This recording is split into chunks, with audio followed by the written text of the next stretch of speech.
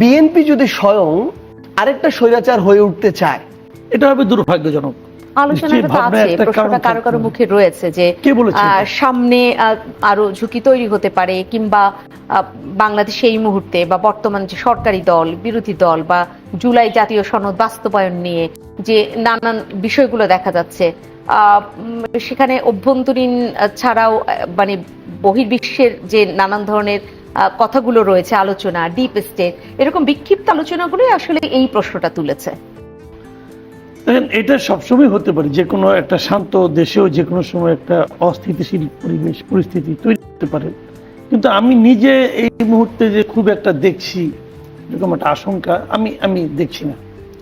বিষয়গুলোকে আমি বলি আপনাকে, যেমন ধরেন অনেক সময় যেটা হয়, সরকার কোনো একটা পদক্ষেপ গ্রহণ করলো, সরকার কোনো একটা প্ল্যানিং করছে অথবা কোনো একটা কর্মসূচি হাতে নিল, সেটার ব্যাপারে বিরোধী দল একদম মানে মরিয়া হয়ে গেল, না এটা আমি হতেই দেবো না।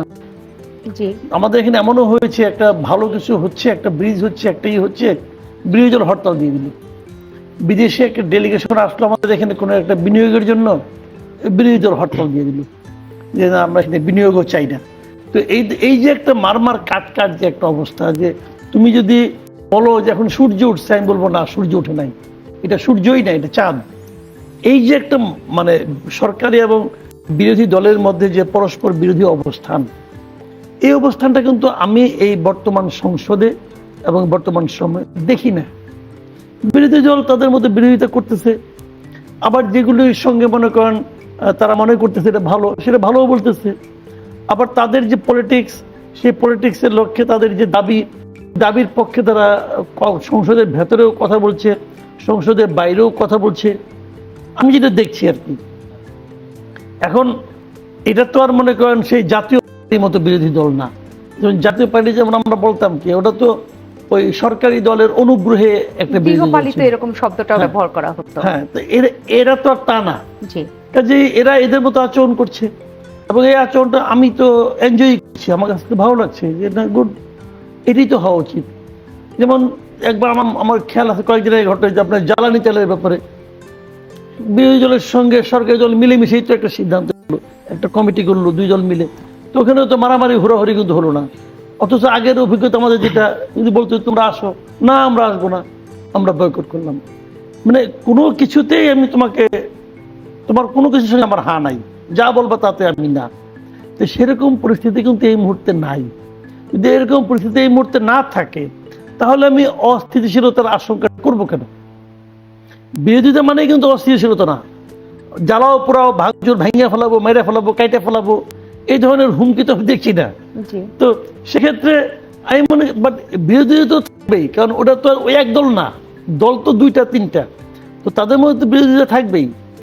কাজে আমি এখন কিন্তু সত্যি কথা বলতে আমি কিন্তু দেখি না, যদিও আপনাদের এটা শিরোনাম, বাট আমি ওরকম স্থিতিশীলতার কোনো আশঙ্কা দেখি না। আমরা আসলে সেটাই কিছুটা জানবার চেষ্টা করছি, যে আলোচনাটা একটু গুঞ্জন আকারে রয়েছে, হতে পারে আশঙ্কাটা রয়েছে, সে আশঙ্কাটা একেবারে অমূলক কিনা সেটাই জানতে চাচ্ছি। সার্জিস আলম, আপনার কাছেও জানতে চাই। আপনাকে স্বাগত জানাই আজকের এই আয়োজনে। সেক্ষেত্রে আপনার কি মনে হয় যে এখন এই জুলাই জাতীয় সনদ বাস্তবায়নের পথে একদম সরাসরি না যাওয়া, কিংবা সংবিধান সংস্কার কমিটি না হয়ে সংশোধন কমিটির আহ্বানটা রয়েছে, সবকিছু মিলিয়ে কোনো ধরনের অস্থিতিশীলতার আশঙ্কা যদি সাধারণ মানুষ করে থাকে, সেটা অমূলক কিনা? আপনাকে অসংখ্য ধন্যবাদ, এবং যারা শুনছেন দেখছেন তাদেরকেও ধন্যবাদ। আজকে যেহেতু আমরা যে বিষয়টা নিয়ে আসলে কথা বলছি, যে আমাদের রাজনৈতিক স্থিতিশীলতা কি ঝুঁকিতে কিনা, পৃথিবীর যে কোনো দেশের যে রাজনৈতিক পরিস্থিতি, এটার যে কোনো সময় যখন রানিং থাকে, এটার যেমন পজিটিভ জায়গা থাকে, সম্ভাবনার জায়গা, আবার ঝুঁকির জায়গাটাও থাকে। তো একইভাবে আমাদের এই বর্তমান সময়টা তো যেমন সম্ভাবনার অনেক জায়গা আছে, তেমনি ঝুঁকিরও জায়গা আছে। এখন ফ্যাক্ট হচ্ছে যে নির্দিষ্ট কিছু আসলে রেড লাইন আছে, যে রেড লাইনগুলো দেশে কিংবা দেশের বাইরের সরকার হোক কিংবা অন্য কোনো এজেন্সি হোক, দেশ হোক, তারা যদি ওই রেড লাইনগুলো অতিক্রম করে, তাহলে স্থিতিশীলতা ঝুঁকিতে পড়বে। আর যদি সেটা না করে যেটা জনগণের পক্ষে যাবে আসলে, তাহলে আমরা মনে করি যে এরকম ঝুঁকিতে পড়ার সম্ভাবনাটা নাই। তারপরও আমি দুইটা জায়গা থেকে একটু আলোচনা করতে চাই।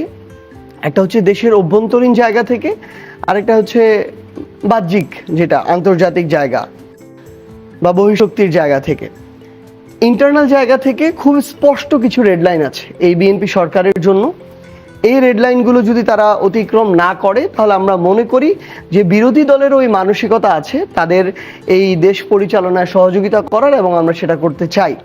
প্রথম রেডলাইন হচ্ছে যে যারা গণহত্যাকারী, যারা এই জুলাই হাজারের অধিক মানুষকে এভাবে খুন করলো শুধু ক্ষমতায় টিকে থাকার জন্য, বিএনপি যদি প্রত্যক্ষ পরোক্ষভাবে সহযোগিতা করে সেই আওয়ামী লীগকে পুনর্বাসন করে, সেই আওয়ামী লীগকে বিচারের আওতায় না নিয়ে আসে, তাহলে এটার খেসারত বিএনপিকে দিতে হবে, এবং এটার কারণে একটা অস্থিতিশীলতা তৈরি হতে পারে, যেটার জন্য হয়তো আমাদেরকে সাফার করতে হতে পারে। তবে সবচেয়ে বড় সাফারিংসটা বিএনপিকেই করতে হবে, কারণ তখন এই যে এখন মাঝে মাঝে একটা শব্দ ব্যবহার করা হয় যে জুলাইয়ের গাদ্দার, জুলাইয়ের গাদ্দার, অ্যাকচুয়ালি এটা এখন ছোটখাটো অনেক জিনিসে ব্যবহার করা হয়, কিন্তু প্রকৃত যে আকাঙ্ক্ষা, এই যে এত মানুষ তাদের সন্তানেরা নিজেরা রাস্তায় নামলো, সন্তানের রক্ত দিল, জীবন দিল, যখন তারা দেখবে তারপর ওই খুনিদেরকে প্রশ্রয় দেওয়া হচ্ছে, ফিরিয়ে আনা হচ্ছে, তখন মানুষ আরেকবার এই জায়গায় একটা রিভোল্ট করবে, এবং এটার অস্থিতিশীলতা একটা তৈরি হবে, যেটার ফল আসলে আমরা মনে করি বিএনপিকে ভোগ করতে হবে যদি তারা এটা করে। সেকেন্ড, আমরাও মনে করি যে যদি জুলাই সনদ এটা বাস্তবায়ন বিএনপি না করে এবং গণভোটের রায়টাকে বাস্তবায়ন না করে, আমরা হয়তো 6 মাস দেখছি, 1 বছর দেখছি, 2 বছর দেখছি, এরপর আমরা আর দেখব না। তারা তাদের জায়গা থেকে বলেছে স্পষ্ট করে যে এই যে গণভোট, এই যে জুলাই সনদ, সেটা তারা প্রথমবার দেখলো, কিছু কিছু অধ্যাদেশ তারা আইনে পরিণত করলো, কিছু কিছু করলো না। আবার যে জিনিসটা আমরা দেখতে পাচ্ছি যে আগামীতে কিছু জিনিস বলছে সামনে সংশোধন করে নিয়ে আসবে, তো তারা যদি করে ভালো, সমস্যা নেই, কিন্তু তারা যদি এটা মনে করে যে গণভোটের রায়কে অমান্য করে জুলাই সনদ বাস্তবায়ন না করে তারা 5 বছর কাটিয়ে দিতে পারবে অন্যান্য ইস্যুগুলোকে মেজর করে, এটা তারা কোনোদিন পারবে না, এটা আমরা হতে দিব না। এটার জন্য তাদেরকে একটা অস্থিতিশীলতা ফেস করতে হবে, এবং এটা দায়ও তাদেরকে নিতে হবে। আরেকটা আমরা মনে করি যে বিএনপি যদি স্বয়ং আরেকটা স্বৈরাচার হয়ে উঠতে চায়, তাহলে এটা বিরোধী দল বলেন, জনগণ বলেন, একসাথে ঐক্যবদ্ধভাবে এটা প্রতিরোধ করবে, কারণ ওই প্রতিরোধের রক্তটা এখনো আমাদের শরীরে প্রবাহিত। সো এইটা একটা রেড লাইন, যে ওই চরিত্রের দিকে যদি বিএনপি, আমরা আশা করব যাবে না, যদি যায় তাহলে এটা একটা এরকম অস্থিতিশীলতা তৈরি করতে পারে। আমি একটু এক্সটার্নালি জাস্ট বলি, আমি মনে করি যে বাংলাদেশের সাথে যেহেতু 3 দিকে ভারতের সীমান্ত রয়েছে এবং খুব সামান্য একটু জায়গা মিয়ানমারের সীমান্ত রয়েছে, সো ভারতের সাথে আমাদের সম্পর্কটা ভালো একটা প্রতিবেশী হতে পারে আসলে, যদি তারা বাংলাদেশকে ওইটুকু ন্যায্যতার ভিত্তিতে মূল্যায়ন করে, ওইটুকু সম্মান তারা বজায় রেখে তাদের যে দ্বিপাক্ষিক যে আচরণ, চুক্তি, সবকিছু এগুলো তারা যাচাই বাছাই, পর্যালোচনা এবং মানে বাস্তবায়নগুলো করে। এবং সবচেয়ে আরেকটা গুরুত্বপূর্ণ জায়গা হচ্ছে যে আপনার সব সময় কথায়, আচরণে, চলাফেরায় প্রত্যেকটা জায়গায় এটুকু মাথায় রাখা যে এটা একটা সার্বভৌমত্ব দেশ। আমার দেশের আয়তন বড় হতে পারে, জনসংখ্যা বেশি হতে পারে, কিন্তু ওই দেশের উপরে আমার দাদাগিরি করার মানসিকতা থাকা যাবে না। সো এটা যদি করে তাহলে ভারতের সাথে বাংলাদেশের ভালো সম্পর্ক হতে পারে, আমি এই সম্ভাবনাও দেখি।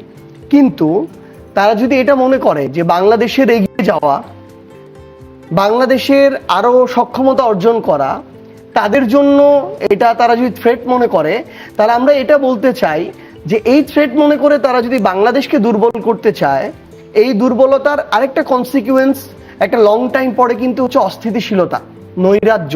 কারণ যখন ধীরে ধীরে সিস্টেমগুলো ভেঙে যায়, বাংলাদেশে নৈরাজ্য যদি হয়, অস্থিতিশীলতা যদি হয়, ভারত এটা থেকে কোনোভাবে ছাড় পাবে না। এটা হচ্ছে একদম ছোঁয়াচে রোগের মতো, এটা মহামারী আকারে শুধু বাংলাদেশের মধ্যে থাকবে না। যেমন এই তরুণদের যে অভ্যুত্থান, নেপাল হয়েছে, বাংলাদেশে হয়েছে, শ্রীলঙ্কা হয়েছে, এই একটা দেশে শুরু হয়েছিল, 3-4টা অলরেডি সাউথ এশিয়ায় হয়ে গিয়েছে। এটার প্রভাব ভারতে পড়বে না, পশ্চিমবঙ্গ ভালো থাকবে না, 7 সিস্টার্স ভালো থাকবে না, আমাদের এই আসাম কিংবা আমাদের যে বিহার গুলো ভালো থাকবে। সো আমরা চাই সবাই ভালো থাকতে। তো এই জায়গায় তাদেরকে ওই ফেয়ার আচরণটা করতে হবে, তাদেরকে পানি নিয়ে ফেয়ার থাকতে হবে। সামনে আবার কিন্তু আমাদের পানি বন্টন চুক্তির রিনিউ হতে যাবে, সেইখানে যদি তারা তাদের এই ন্যায্য হিস্সাটা বুঝে না দেয়, এই অসন্তোষ কিন্তু অন্য যতই এই মিষ্টি মিষ্টি কথা বলুক কোনো লাভ নাই। তারা সীমান্তে যদি আমাদের ভাইদেরকে হত্যা করে, তারা যদি পুশিন করার চেষ্টা করে, যত ভালো ভালো কথা বলুক, ওই পার থেকে এই পারে হেঁটে এসে কোনো লাভ নাই, অস্থিতিশীল হবে। এবং সর্বশেষ আরেকটা জিনিস বলি, তাদের আমরা দেখছি পশ্চিমবঙ্গে একটা মানে আসলে তারা ধর্মভিত্তিক রাজনীতি বিজেপি করবে, এটা নিয়ে আমাদের এত একটা সমস্যা নেই, তারা তাদের দেশে করুক। কিন্তু এটা যদি হয় উগ্র হিন্দুত্ববাদ, যার মাধ্যমে তারা আরেকটা ধর্মের মানে ইসলাম ধর্মের এখানে যারা আছে তাদেরকে তারা ওই দেশেরই মনে করে না, বাংলাদেশে পাঠিয়ে দিতে চায়, তারা তাদেরকে মানে অত্যাচার করে, নিপীড়ন করে, খুন করে, এই ধরনের তাদের সাথে মানে মানবতা বিরোধী অপরাধগুলো করে, ওখানে যদি অস্থিতিশীলতা তৈরি হয় এবং সেটা যদি তারা আমাদের উপরেও চাপাতে চায়, তাহলে এই ফলো আবার তাদের দিকে যাবে। তো সামগ্রিকভাবে এগুলো সম্ভাবনা আরো 5 বছর আগেও ছিল, এখনো আছে, কিন্তু আমরা আশা করছি যে আমাদের এগুলোর দিকে যেতে হবে। সার্জিস আলম, আপনি এই মুহূর্তে রাজনৈতিক স্থিতিশীলতা ঝুঁকিতে কিনা তার উত্তরে হয়তো আপনি না বলছেন, কিন্তু ঝুঁকিতে পড়তে পারে তার বেশ কিছু কারণ আপনি তুলে ধরলেন। আমি ফিরবো নিঃসন্দেহে আপনার কাছে প্রতিটা কারণ ধরে ধরেই আরো একটু জানবার চেষ্টা করব। মাসুদ কামাল, আপনার কাছে ফিরিয়ে আপনি শুরুতে বলছিলেন আপনি কোনো ঝুঁকি দেখতে পাচ্ছেন না, কিন্তু আসলে ঝুঁকিগুলো মানুষ কেন দেখতে পাচ্ছে তার কিছু কারণ হয়তো সার্জিস আলম এখানে তুলে ধরলেন।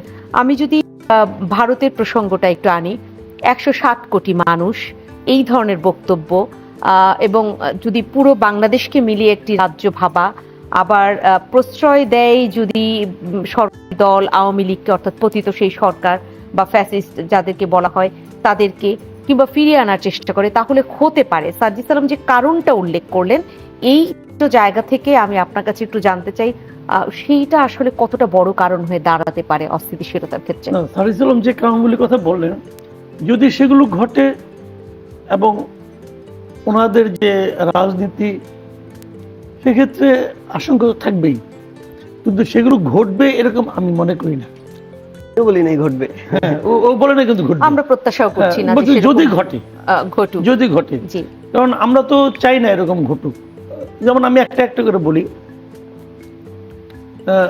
প্রথমে যদি আমি ভারতের প্রসঙ্গটা ধরি, ভারতের যিনি আমাদের এখানে নতুন যিনি হাই কমিশনার হিসেবে এসেছেন, দীনেশ ত্রিবেদী, হ্যাঁ দীনেশ ত্রিবেদী, উনি একটা কথা বলেছেন, 160 কোটির একটা হিসাব দিয়েছেন।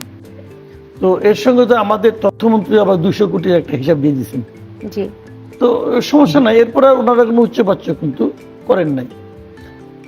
তারপর আমাদের জাহিদুর রহমান সাহেব দিল্লিতে যে একটা অনাকাঙ্ক্ষিত ঘটনার মুখোমুখি হয়েছেন, এটা নিয়ে আলোচনা চলবে, কথাবার্তা হবে, অনাকাঙ্ক্ষিত ঘটনা আমিও বলবো, সেও বলবে, অনেক কিছু হবে। এটা দুটো রাষ্ট্রের মধ্যে হয়, এরকম এটা নতুন কিছু না। কিন্তু এর মানে এই না এই ঘটনাগুলো আমাদের পুরো দেশের রাজনীতিকে পুরো প্রভাবিত করবে, এটা আমি মনে করি না। আমি একটা কথা বলি আপনাকে, যেমন অন্তর্বর্তীকালীন সরকারের সময় ভারতের যে মনোভাব আমাদের ব্যাপারে ছিল, এখন একটা গণতান্ত্রিক সরকার কিন্তু আছে, একটা গণতান্ত্রিক পার্লামেন্ট আছে, তো সব মিলিয়ে তাদের মনোভাব এখনো ওরকমই থাকে। এটা হবে দুর্ভাগ্যজনক। আমি মনে করি তারা ওই মনোভাবটা পোষণ করবে না, আমার ধারণা আর কি। যদিও এখন আমি আরো আগেই ভেবেছিলাম যে আরো আগে পরিস্থিতি স্বাভাবিক হবে, 4 মাস হয়ে গেছে, তারপরেও আমি মনে করি এটা এরকম থাকবে না। কারণ এই কারণে থাকবে না, আমাদের পররাষ্ট্রমন্ত্রী দায়িত্ব নেওয়ার পর প্রথমেই কিন্তু ভারতে গিয়েছিলেন। যদি ওনারা কিছুই না ছাড় দিবেন, কিছুই নড়াচড়া না করবেন, তাহলে উনি গেলেন কেন? তাহলে তো আমি বলবো এটা আমাদের পররাষ্ট্রমন্ত্রী একটা কূটনৈতিক ভুল পদক্ষেপ ছিল। উনি যে কি করতে পারলেন, ওনাকে তো আমি নেওয়াটাই পছন্দ করি না। আমি তো মানে সবসময় বলি যে ওনাকে এই বিএনপি সরকার তাদের পররাষ্ট্রমন্ত্রী বানানোর মাধ্যমে তাদের কি লাভ ক্ষতি হয়েছে জানি না, নির্বাচনটাকে প্রশ্নবিদ্ধ করে দিচ্ছেন। কিন্তু মাসুদ কামাল, পররাষ্ট্রমন্ত্রী সেই যাওয়া আপনি বললেন বা আলাপচারিতা, তারপরে পশ্চিমবঙ্গে শুভেন্দু অধিকারীর বিজয় এবং তার কিছু বক্তব্য, তার নির্বাচনী প্রচারণার সময় কিছু বক্তব্য, পরবর্তীতে তার পদক্ষেপ, এবং সবশেষে এসে আবার এই যে দীনেশ ত্রিবেদীর তার 160 কোটির এই বক্তব্য, এগুলো কি আসলে কোনো অন্য বার্তা দেয় কিনা? এগুলো চাপে রাখা, মনে করেন আমাদেরকে একটু চাপে রাখার তারা চেষ্টা করতেছে। এগুলো তো ভাই তাদের রাজনীতি। শুভেন্দু অধিকারী যে বক্তব্যগুলি দেন, এগুলি বক্তব্য দিয়েই তো উনি ওখানকার ভোট পেয়েছেন। ওনার ভোট পেয়েছেন যে বক্তব্য দিয়ে, সেই বক্তব্যের পক্ষে ওনাদের তো কিছু কথা বলতেই হবে। বলতেছেন, উনি বলছেন যে ৪৫ দিনের মধ্যে উনি জায়গা দিবেন কাঁটাতারে বেড়া দেওয়ার জন্য। তো দেখ না, ওরা যদি ওদের জমিতে কাঁটাতারে বেড়া দেয়, আমার সমস্যাটা কি? আবার মমতা কাঁটাতারে বেড়া কেন? ওখানে ওই যে বেহুলা লক্ষিন্দরের মতো করে লোহার দেয়াল দিয়ে দেখ না, সমস্যাটা কি রে ভাই? মমতা বন্দ্যোপাধ্যায়ের বক্তব্য এবং সেখান থেকে আবার তার বিরুদ্ধে ওই দেশে মামলা হওয়া, এটা ওদের ব্যাপার। মমতা বন্দ্যোপাধ্যায় যেটা বলেছেন, ভুল করে বলুন আর শুদ্ধ করে বলুন, এই কথাটা কিন্তু আমি গুরুত্ব দিব। আমাদের সরকারের উচিত গুরুত্ব দেওয়া। সরকার কেন এটা নিয়ে গুরুত্ব দিচ্ছে না আমি জানি না। কূটনৈতিক পর্যায়ে বলা উচিত যে আপনারা যে আমাদের একটা লোককে ওখানে ধরলেন, যে আমাদের হাদি হত্যার প্রধান আসামি আমরা মনে করি, তো সে তো আপনাদের গভর্নমেন্টকে, আপনাদের পুলিশের কাছে তাকে আপনারা ই করছেন, মানে তা কিন্তু জিজ্ঞাসাবাদ করছেন কি পেয়েছেন আপনারা, এবং যা পেয়েছেন তার উপর ভিত্তি করে তো মমতা বন্দ্যোপাধ্যায় এই মন্তব্যগুলি করেছেন, যে মন্তব্য করেছেন। তো সেটা আমাদেরকে আপনারা বলেন, এটা তো কূটনৈতিকভাবে আমাদের এখান থেকে বলা উচিত। ওই লোকটাকে আমাদের কাছে ফেরত দেন। ফেরত আনতেছে না কেন? যদি না দেন তাহলে তো আমরা মমতা বন্দ্যোপাধ্যায়ের কথাকে মনে করছেন কিনা ওই কথার উপর ভিত্তি করে তো আমাদের এখানে সেই কূটনৈতিক তৎপরতার অভাব, সেটা আমি কূটনৈতিক তৎপরতার অভাব আসলে আপনি দেখতে পাচ্ছেন কিনা, যেটা আপনি বলছিলেন বিরতিতে যাবার আগে, যে এই প্রশ্নগুলো বাংলাদেশের তরফ থেকে ভারতকে করা উচিত ছিল, প্রশ্নগুলো করা হয়নি, তাহলে কি অভাব দেখতে হয়নি? পাচ্ছেন? আমি শিওর না, কিন্তু আচ্ছা, হয়তো হয়েছে, আমরা জানি না। আমরা তো কূটনৈতিক ব্যাপার স্যাপার সব তো জানবো না, কিন্তু আমরা কোনো ফল দেখতে পাচ্ছি না। এটা হলো আমাদের জন্য, যেমন ধরেন কতগুলি বিষয়, যে আমাদের সঙ্গে ভারতের ভিসা ব্যবস্থা যে একটা সহজ করা, এটা তো হয়নি। যদি কোনো কিছু চেঞ্জ হতো, মানে যে অবস্থাটা আগে ছিল অন্তর্বর্তী সরকার আমলে, সেই অবস্থাটা মানে আরো খারাপ হয়েছে। অন্তর্বর্তী সরকার আমলে তো এরকম পুশিং করার প্রচেষ্টা আমরা দেখিনি, এখন তো দেখতে পাচ্ছি, তাই না? এটা তো ওই সময় ছিল না। তাহলে আমি তো তাহলে ধরে নেবো তার চেয়ে অবস্থাটা খারাপ হয়েছে। তাহলে খুললি হিসেব করলেনটা কি? খুললি হিসেব দৃশ্য তো একটা কাজই করছেন, উনি ওনার নিজের মানে সিভিটাকে একটু ভারী করার চেষ্টা করছেন। সরকারি টাকা বিভিন্ন দেশে ঘুরে ওই আপনার জাতিসংঘ আপনার সাধারণ পরিষদের সভাপতি হওয়ার জন্য, ওই ভোট প্রার্থনা করার জন্য এই দেশ ওই দেশ ঘুরছেন। মূলত কাজ উনি এই কয় বছরে, এই কয় মাসে এইটাই করছেন। আর কোনো ওনার সাফল্য, উনি নাকি খুবই সফল লোক, খুবই নাকি ক্যারিসমেটিক লোক। ওনার ক্যারিসমার কোনো নমুনা আমি এই পর্যন্ত দেখিনি। সেই আপনার ইউনূস আমলের থেকে, ইউনূস আমলের সময়, ওই সময় ওনাকে প্রথম নিয়োগ করা হলো রোহিঙ্গা বিষয়ক হাই রিপ্রেজেন্টেটিভ। হাই আর লো তো কিছু বুঝলাম না, কিন্তু রোহিঙ্গা তো রোহিঙ্গাই রয়ে গেল। একজন রোহিঙ্গা ফেরত পাঠাতে পারছেন? আজকে দেখলাম সংসদে বলতেছেন বিরাট অ্যাচিভমেন্ট। কি অ্যাচিভমেন্ট? যে এই গভর্নমেন্ট আসার পর মিয়ানমারের সরকারও নাকি অভিনন্দন জানাইছে, আবার ওই যে আরাকান যারা আছে বিদ্রোহী, ওরাও অভিনন্দন জানাইছে। এই অ্যাচিভমেন্টের ঠেলায় উনি আর বাঁচেন না। ভাই না, আমার লাভ কি? একে রোহিঙ্গা গেছে? আরাকানের কে আমাকে অভিনন্দন জানাইলো, নাকি ওদের সামরিক জান্তা জানাইলো? আমি এটা তো আমার কোনো লাভ নেই, থেকে আমার পেটের ভাত হজম হবে বেশি। আমার তো ভাই চাইলো হয়তো তুমি ফেরত দিবা কিনা। একটা রোহিঙ্গা ফেরত পাঠাতে পারছে সে, বরাবর আজকে সে ডায়লগ দিচ্ছে যে চুক্তি হয়েছে, এই চুক্তির মাধ্যমে আমাদের অনেক উন্নতি হবে, কারণ আমরা ওদের কাছ থেকে যে তুলা আনবো, ওই তুলার মাধ্যমে যে পোশাক আমি রপ্তানি করবো, ওটা আমি ট্যারিফ মাপ পাবো। আরে ভাই, ওই তুলা দিয়ে আমি পোশাক বানাবো কয়টা? ওই তুলার সঙ্গে আমার পোশাক বানানোর সম্পর্কটা কি? আমরা কি এখানে ওই তুলা দিয়ে কাপড় বানাবো? আমাদের এখানে ম্যাক্সিমাম তো ওই যারা, আমরা তো ভাই দর্জি রে ভাই, আর এটা বললে তো আমাদের গার্মেন্টস একটা আনহ্যাপি হবে। এরা সবাই তো টেইলার। ওইখান থেকে কাপড় আসে, ওইখান থেকে বুতাম আসে, ওইখান থেকে সুতা ওরা দিয়ে দেয়। তা আমি কি করবো? এইগুলি বলে লাভ আছে নাকি? তুমি এটা বললেন পার্লামেন্টে, সেখানেও আসলে আরো অন্য কোনো হিসেব নিকেশ রয়েছে কিনা নিঃসন্দেহে আপনারাই বলবেন, শুনবো, কারণ আমাদের স্পষ্টতা অনেক বেশি জরুরি।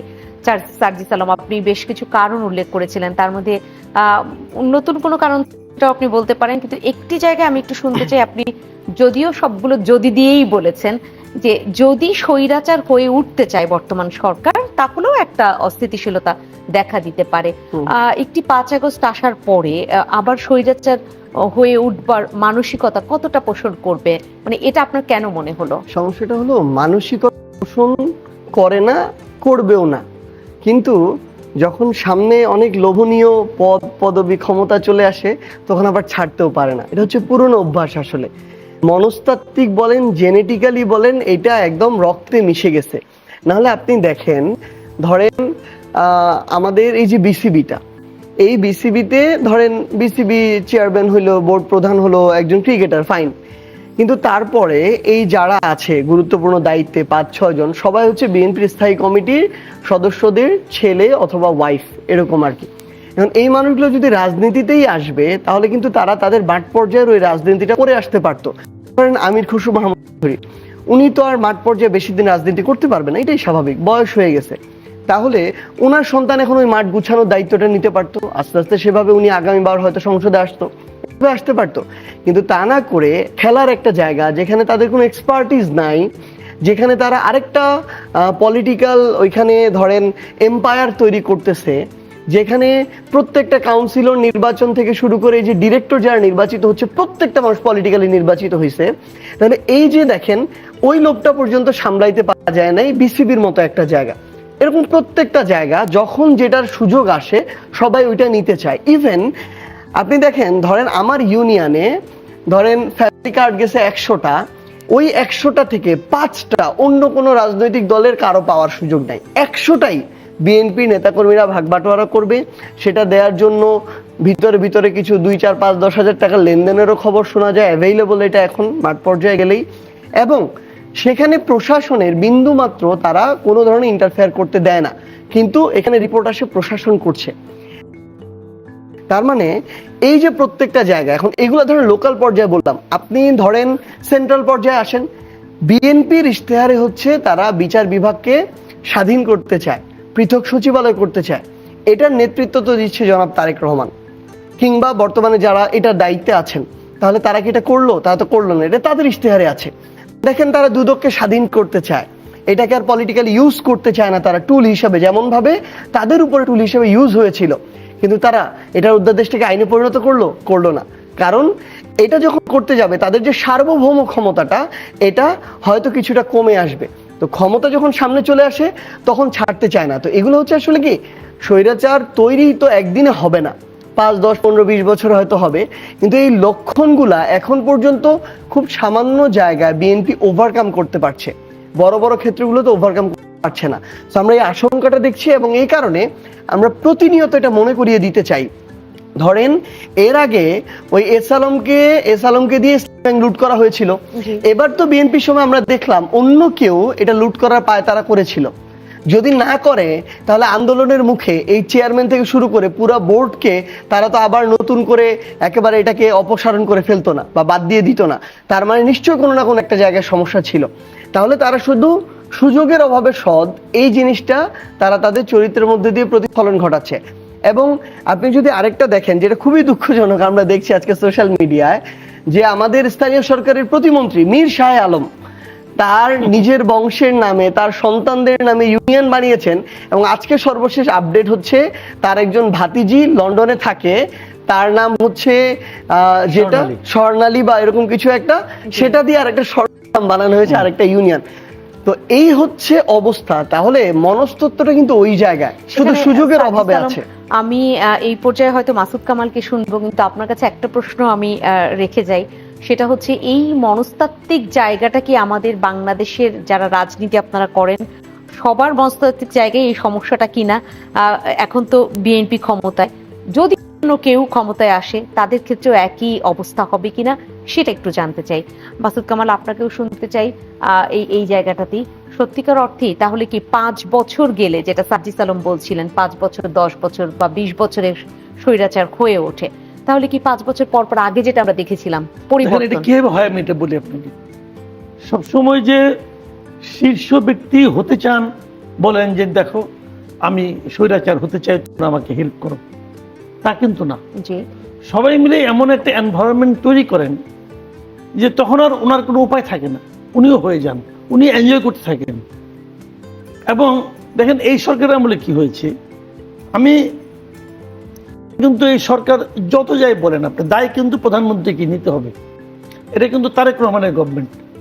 তারেক রহমান অনেকগুলি ভালো ভালো কাজ করছেন, ওনার আচার আচরণে অনেক আমি মানে যেগুলি দেখি জানি কি আমি আগের কোনো সরকার প্রধানের মধ্যে দেখি নাই।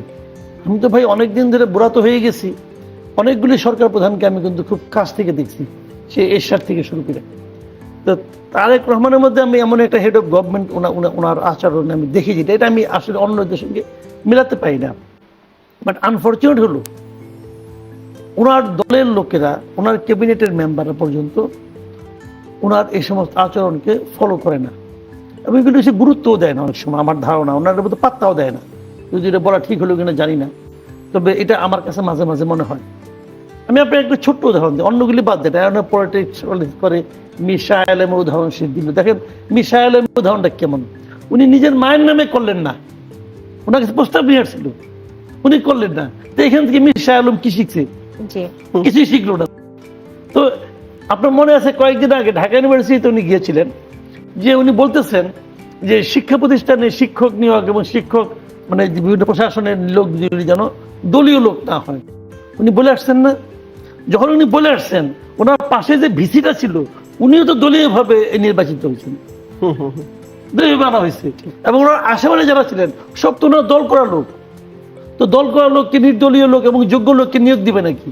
আমি আপনাকে একটা এক্সাম্পল দিই, দেখেন এই এক্সাম্পলটা মিলাইতে পারেন কিনা। আমি কয়েকটা এক্সাম্পল দিই। যেমন ধরেন পিরোজপুর বিজ্ঞান ও প্রযুক্তি বিশ্ববিদ্যালয়, এটা একটা বিজ্ঞান ও প্রযুক্তি বিশ্ববিদ্যালয় না?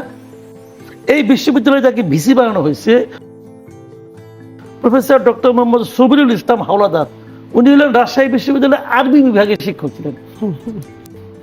তা আপনি আমাকে বুঝান তো ভাই, আরবি বিভাগের একজন শিক্ষক প্রযুক্তি বিশ্ববিদ্যালয়ে এসে উনি কিভাবে ভিসি হবেন? মানে একটা একাডেমিশিয়ান তো লাগবে ওই ডিপার্টমেন্টের সঙ্গে। আচ্ছা ভালো কথা, আমি আরো বলি আপনাকে কয়েকটা। দেখেন আমি 3-4টা বলতেছি।